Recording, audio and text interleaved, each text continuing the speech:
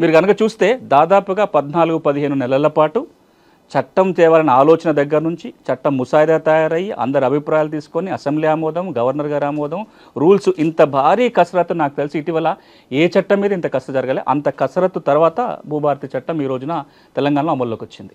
తెలంగాణలో ఎలాంటి భూ సమస్యలు ఉన్నాయి, ఇప్పుడు తెచ్చిన భూభారతి చట్టం ఏ విధంగా ఉపయోగపడుతుంది? తెలంగాణలో ఎట్లాంటి సమస్యలు ఉంటే మేము ఒక అధ్యయనం చేశాం. నేను 21 సంవత్సరాలుగా భూ సమస్యల మీద పనిచేస్తున్నా. అయితే భూమికి ఎన్ని రోగాలు ఉన్నాయని అధ్యయనం చేశాం.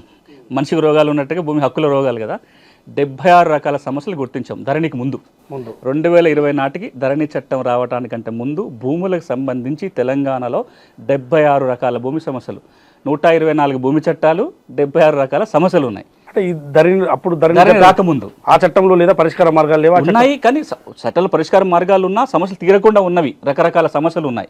ధరణి వచ్చినప్పుడు ఏమన్నారంటే ఈ అన్ని రకాల సమస్యలకి ధరణి పరిష్కారం, కొత్త రెవెన్యూ చట్టం వస్తుంది, ఈ సమస్యలన్నీ తీరిపోతాయని ఒక ఆశతోటి ఆ చట్టం వచ్చింది.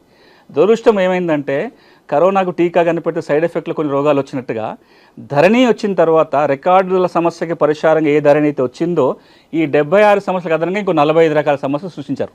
ఇంకో కొత్తగా 45 యాడ్ అయినాయి.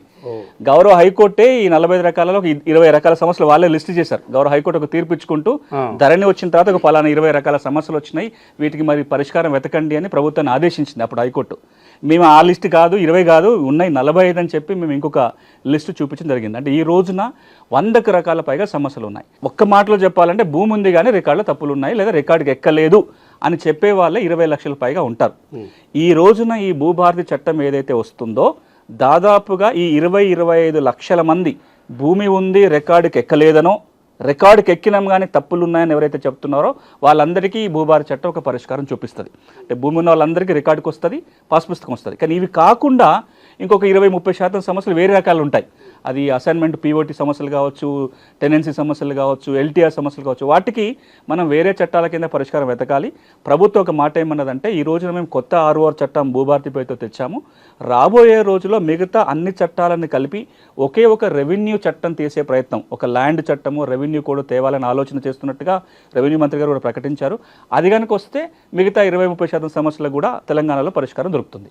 సాదా పరిణామం ద్వారా అంటే రైతులు ఎవరైనా భూమి కొనుగోలు చేస్తే ఇవాళ వచ్చిన భూభారతి చట్టము పరిష్కరిస్తుందా? తప్పకుండా. ఇన్ని రోజులు దొరకని సమస్యకు ఈ చట్టం పరిష్కారం ఇస్తుంది. 5 సంవత్సరాలుగా ధరణి వచ్చిన నాటి నుంచి 9,24,000 మంది చిన్న సన్నకారు రైతులు మేము సదా బైనామాల ద్వారా భూములు కొన్నాము, పట్టాలు ఇవ్వండి అని అప్పుడు ప్రభుత్వం అవకాశం ఇస్తే దరఖాస్తు పెట్టుకొని ఇప్పటిదాకా ఎదురు చూస్తున్నారు. ఆ దరఖాస్తుల పరిశీలన జరగలే. ఎందుకు జరగలేదు అంటే అప్పుడు ప్రభుత్వం దరఖాస్తు అయితే తీసుకుంది కానీ పరిష్కారానికి చట్టంలో సెక్షన్ పెట్టలేదు. ధరణి చట్టంలో సాదా బైనామా పరిష్కారానికి అవకాశం లేకుండా పోయింది. భూభారతి చట్టం సెక్షన్ 6 కింద ఈ 9,24,000 దరఖాస్తులని ఆర్డీఓలు పరిశీలించి కొనుక్కున్న మాట వాస్తవమై కొనుగోలు చేసిన వ్యక్తి చేతిలో కనుక భూమి ఉంటే పట్టాలు వస్తాయి. ఇక్కడ మీకు ఇంకొక మాట గుర్తు చేయాలి. సాదా బైనామా సమస్య తెలంగాణ రాష్ట్రంలో అతి కీలకమైన భూమి సమస్య, చాలా ప్రధానమైనది. 1989 వరకు తెలంగాణ ఈ సమస్య లేదు. ఎందుకు లేదు అంటే తెలంగాణలో అప్పటికి అమలు ఉన్న ROR చట్టం ఏదైతే ఉందో మనం 48లో చేసుకున్న ROR చట్ట ప్రకారము తెలంగాణలో ఎవరు ఎట్ల భూమి కొనుక్కున్నా ఊళ్ళో జమాబందీ జరిగినప్పుడు తహసీల్దార్కి పట్టా ఇచ్చే అధికారం ఉండేది. మీరు రిజిస్ట్రేషన్ ద్వారా కొనుక్కున్నారు, ఆ డాక్యుమెంట్ ఆధారంగా పట్టా వచ్చేస్తుంది. నేను నోటి మాట ద్వారా కొనుక్కున్నా, తెల్ల కాగితాల మీద, స్టాంప్ కాగితాల మీద. మీరు వింటే ఆశ్చర్యపోతుంటారు. తెలంగాణలో కొన్ని ఎకరాల భూములు అగ్గిపెట్టి వెనకాల, సిగరెట్ పెట్టి వెనకాల దస్తావేజులు రాసుకున్నారు. అవి కోర్టుల సాక్ష్యం ఈ రోజున. నేను స్వయంగా చూసి ఆదిలాబాద్ జిల్లాలో ఆయన భూమి కొన్నాను నాదని చెప్తున్నాను. మీకు సాక్ష్యం ఏంది అంటే ఓ సిగరెట్ పెట్టే వెనకాల 16 ఎకరాలు కొన్నట్టుగా 5,000 రూపాయలు కట్టినట్టుగా అది కాగితం ఉంది. ఈ కాగితాలన్నీ కూడా జమాబందీలో చెల్లుబాటు అయ్యేటి, పట్టాలు వచ్చేటి.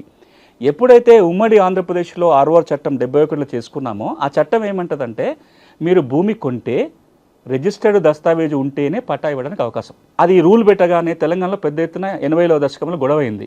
ఇట్లా కనుక చేస్తే తెలంగాణ రైతాంగంలో 90% మందికి పట్టాలే రావు అనే ఒక ఒత్తిడి వస్తే 1989లో అప్పుడు ROR చట్టాన్ని మార్చి కొత్తగా ఒక సెక్షన్ పెట్టారు. అదేంటంటే సెక్షన్ 5A పేరుతోటి.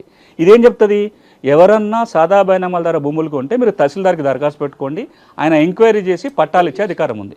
అట్లా 1989 నుంచి 2014 వరకు పలు దఫాలుగా దరఖాస్తులు తీసుకున్నారు, పట్టాలు ఇచ్చారు. 2016లో కూడా ఒకసారి ఇస్తే కొంతమందికి పట్టాలు వచ్చినాయి. కానీ 2020లో మరొక దఫా దరఖాస్తు తీసుకున్నారు, అవి ఇప్పుడు అపరిష్కృతంగా ఉన్నాయి. భూభారతి చట్టం ఈ అమల్లోకి వచ్చింది కాబట్టి ఇప్పుడు ఒక్క చిన్న మెలకు ఉంది ఇక్కడ దీంట్లో ఈ వెంటనే పరిష్కారం కావడానికి ఏంటంటే 2020లో ఎప్పుడైతే ప్రభుత్వం దరఖాస్తుల స్వీకరణ చేసిందో దాని మీద హైకోర్టులో ఒక ప్రజా ప్రయోజనాల వాద్యం దాఖలైంది. ఎందుకంటే చట్టమే లేకుండా దరఖాస్తులు తీసుకుంటున్నారంటే హైకోర్టు స్టే ఇచ్చింది, అసలు చట్టం లేదు కదా అని. ఇప్పుడు ప్రభుత్వం స్టే వెకేషన్ కోసం ప్రయత్నం చేస్తుంది. హైకోర్టులో స్టే వెకేట్ కాగానే భూభారతి చట్టం కింద 9,24,000 మంది రైతులకి పరిష్కారం దొరకబోతుంది.